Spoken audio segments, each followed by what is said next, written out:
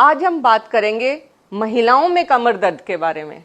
90% ladies को life time में कभी ना कभी कमर में दर्द जरूर होती है। कमर दर्द ऊपर वाले हिस्से में, बीच वाले हिस्से में और ये नीचे वाले हिस्से में।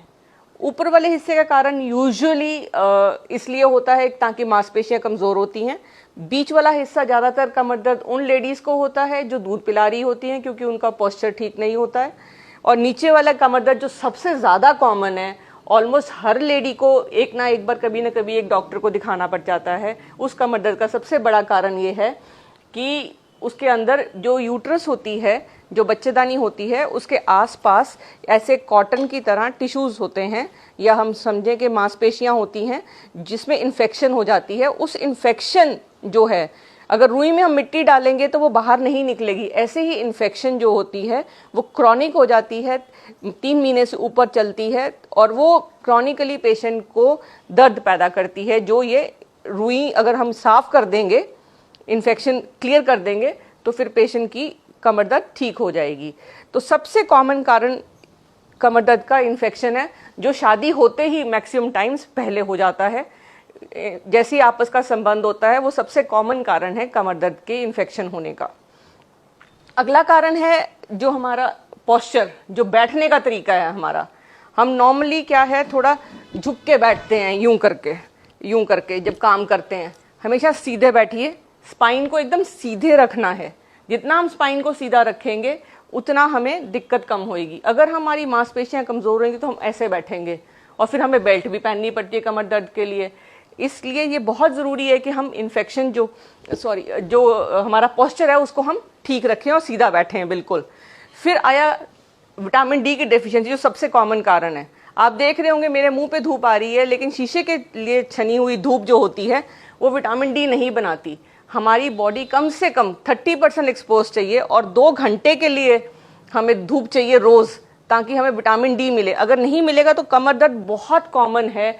मतलब मेरे पास ऐसे पेशेंट्स हैं जिनका विटामिन डी का लेवल बहुत लो है। अगर आप अपना विटामिन डी का लेवल कराएंगे और वो लेवल आपका 30 से कम है, तो आपको विटामिन डी की डेफिशिएंसी है, और आपको विटामिन डी हाई डोज में लेना पड़ता है ताकि वो कमर दर्द आपका ठीक हो जाए।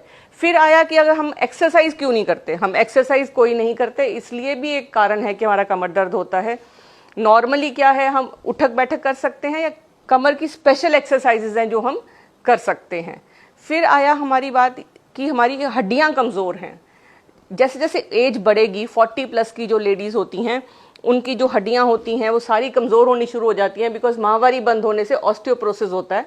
ऑस्टियोप्रोसिस होने से क्या है, मांसपेशियां भी कमज़ोर हो जाती हैं, जोड़ भी कमज़ोर हो जाते हैं, और ये जितने भी जॉइंट्स हैं जिसमें हम कहते हैं कि हमारी डिस्क हिल गई है, फिर हमारी जो टांग में दर्द है वो नीचे की तरफ जाती है, आगे की तरफ जाती है, या कई बार पॉटी करने में और सुसु करने में भी दिक्कत होती है जब दिक्कत ज़्यादा बढ़ जाती है। तो ये काम हड्डियों के डॉक्टर करते हैं।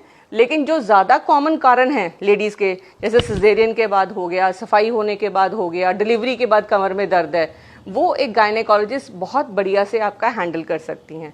फिर एक हमारी बहनों में ये भी प्रॉब्लम रहती है कि हम सोचते बहुत ज़्यादा हैं। जब सोचते हैं तो दिमाग में शुरू तो यहाँ से होता है, लेकिन जो उसकी नसों का कनेक्शन है वो पीठ में जाता है। अब जैसे ये खड़ी हैं, इनका खड़े होने का तरीका गलत है, बिकॉज ये बहुत ज़्यादा आगे को खड़ी हैं, तो इनको सीधे खड़े होना चाहिए। जब तक ये स्पाइन सीधी नहीं होएगी तो इनको कमर में धीरे धीरे दर्द रहने लगेगी। बहुत सारी लेडीज़ ये कंप्लेन करती हैं, जब हमने ऑपरेशन कराया बच्चा बंद करने का, उसके बाद हमें कमर में दर्द होने लगी। उसका सबसे बड़ा कारण ये है कि पानी कम पीती हैं, तो जो उस एरिया की इन्फेक्शन है वो क्लियर नहीं होती है। जब वो इन्फेक्शन क्लियर नहीं होती तो पेशाब की थैली की इन्फेक्शन बच्चेदानी में जाती है। जब वो बच्चेदानी में जाएगी इन्फेक्शन, जो क्योंकि पेशाब की थैली बिल्कुल आगे ही होती है, जब बच्चेदानी में जाएगी तो ये जो आसपास का एरिया ही सारा दर्द करता है।